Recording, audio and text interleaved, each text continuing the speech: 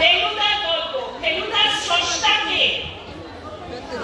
সত্যজিৎ রায়। আর এই ছবিটি পরিচালনা করেছেন সত্যজিৎ রায়েরই পুত্র সন্দীপ রায়। উনি আজকে এখানে নেই, কিন্তু আমাদের সঙ্গে আজকে এই ছবির 4 জন অভিনেতা রয়েছেন। আমি সর্বপ্রথম ডাকবো এই সর্বকনিষ্ঠ যে অভিনেতা, তাকে অভিনব। অভিনব এখানে অভিনয় যেরকম করেছে, অভিনব খুব ভালো নাচে, অভিনব পড়াশোনায়ও ভালো, কারণ ও জানে নাচ অভিনয় সবকিছুর সঙ্গে পড়াশোনাটা ইজ ইম্পর্টেন্ট। Thank you. এরপরে ডাকছি আয়ুষকে।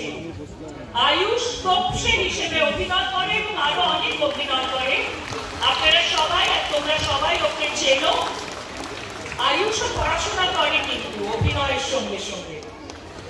এরপর ডাকবো দেবনাথ চট্টোপাধ্যায়কে, যিনি এখানে একটা ম্যাজিশিয়ানের রোল করেছেন। উনি পড়াশোনা শেষ করে ফেলেছেন, এখন নাটক করেন, অভিনয় করেন। আর সর্বশেষে ডাকবো আজকে এই কাস্টে যিনি সিনিয়র মোস্ট, তাকে অভিজিৎ গুহ, যিনি জটায়ুর রোল করেন। অভিজিৎ শুধু অভিনয় করেন না, উনি ছবিও বানান। প্রথমেই প্রত্যেককে আমরা সংবর্ধনা জ্ঞাপন করব। অভিনবকে দিয়ে শুরু। সংবর্ধনা জানাচ্ছি অভিনবকে। ওর নামটা অভিনবই বলতে বলেছে, তাই আমি ওর কথা মতো, কারণ আমি শিশু অধিকার সুরক্ষা আয়োগের সঙ্গে অনেকদিন জড়িত ছিলাম এবং তোমাদের সবার নিজের অধিকার আছে নিজের নামটা নিজের মতো করে বলা। রয়েছে এই গাছটা রেখে দিও, গাছটা বড় করতে হবে যেমন তুমি বড় হচ্ছ। এরপর আমরা সংবর্ধনা জানাবো আয়ুষকে। আয়ুষকে তোমরা তপসে হিসেবে দেখবে।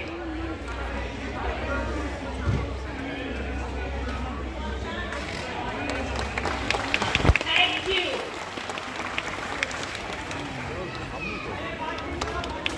এরপর দেবনাথ চট্টোপাধ্যায়, যিনি পড়াশোনা শেষ করে ফেলেছেন। ওকেও জানাচ্ছি সংবর্ধনা।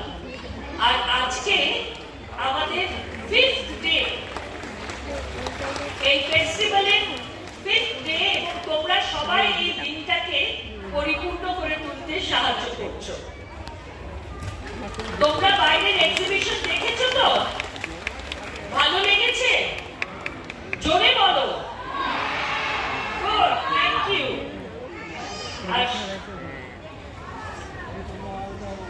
আমি এদের সবাইকে একটু বলতে বলবো, খুব ছোট্ট করে।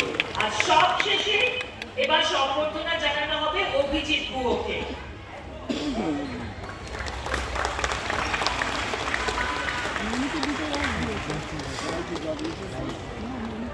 আমি এবার সর্বপ্রথম অভিজিৎকেই বলছি ছোট্ট করে এই ছবিটা নিয়ে বলতে, এবং ওর জটায়ু হিসেবে ওর কতটা ভালো লেগেছে কাজ করতে সেটা নিয়ে বলতে।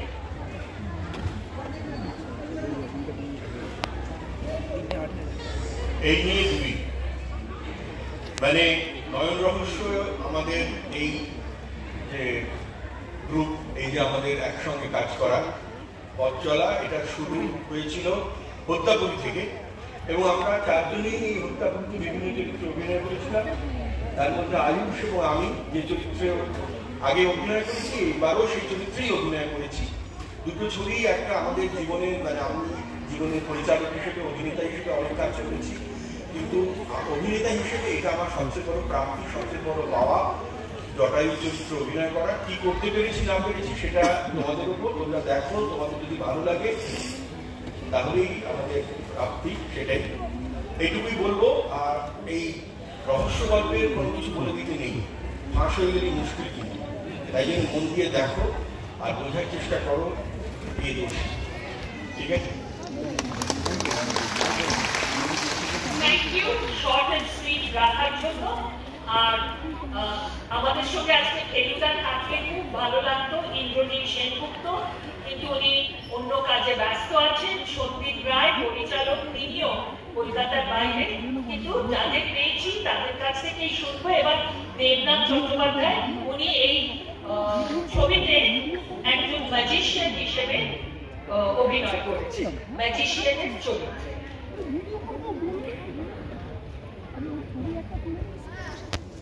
শুভ প্রজাতন্ত্র দিবস সকলকে। হ্যাঁ, বাবুদা আমাকে একটা গুরুত্বপূর্ণ চরিত্র এখানে দিয়েছে, ফেলুদা ছবি। ফেলুদা মানে ছোটবেলার কনস্ট্যান্টলি, এবং সেই জায়গা থেকে নিজেকে তৈরি করা। তোমরা সবাই দেখবে, আপনারাও দেখবেন যারা বড়রা।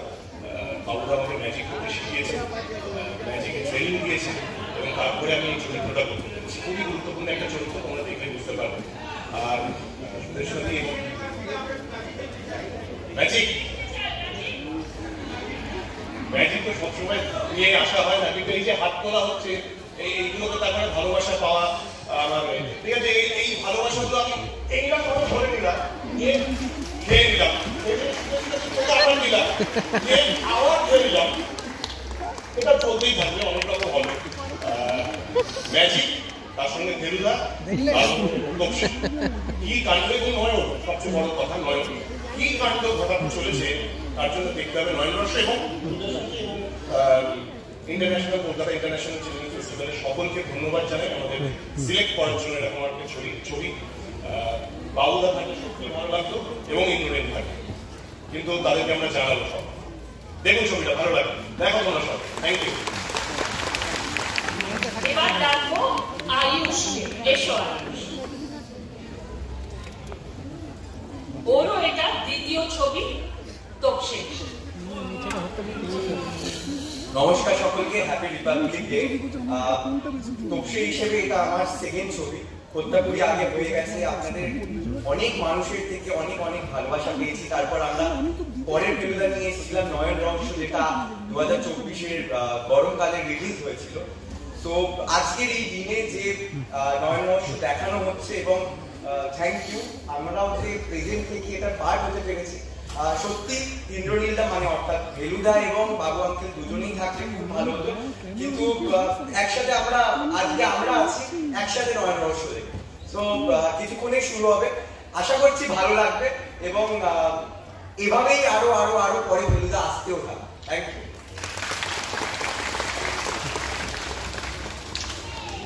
আমাদের সিলেকশন কমিটি যারা এই ছবিগুলো ডিসাইড করেছেন তাদের সবাইকে ধন্যবাদ দেবো, কারণ এই ছবিগুলো সত্যি সবার খুব ভালো লাগছে, এবং নয়ন রহস্যতে আজকে এরকম ফুল হাউস দেখে খুব ভালো লাগছে। এবার যাচ্ছি last but not the least, Nayan Ruby অভিনবকে।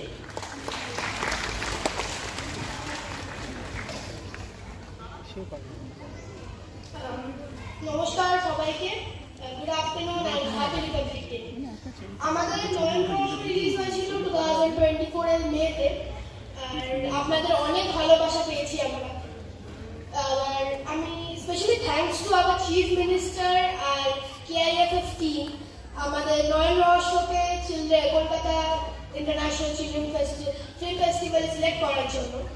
সবাইকে অনেক ধন্যবাদ, কারণ আপনাদের অনেক ভালোবাসা আমরা পেয়েছি। Thank you so much. আর এই যে আমরা সুযোগটা পেলাম, KIFF এ আমাদের মুভিটা দেখানো হচ্ছে, আর সেই উপলক্ষেই আমরা আবার আরো একবার আপনাদের সামনে এসে উপস্থিত হতে পারি। Thank you. Kolkata international children's film festival, KICFF, এই পুরোটা, এবং এই যে ও থ্যাংক ইউ জানালো, জাস্ট শোজ ম্যাচুরিটি।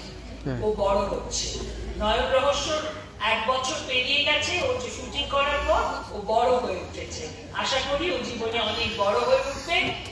আর আপনাদের সবাইকে, তোমাদের সবাইকে বলছি, আর বেশি সময় দেব না, এবার ছবি দেখার পালা। এনজয়।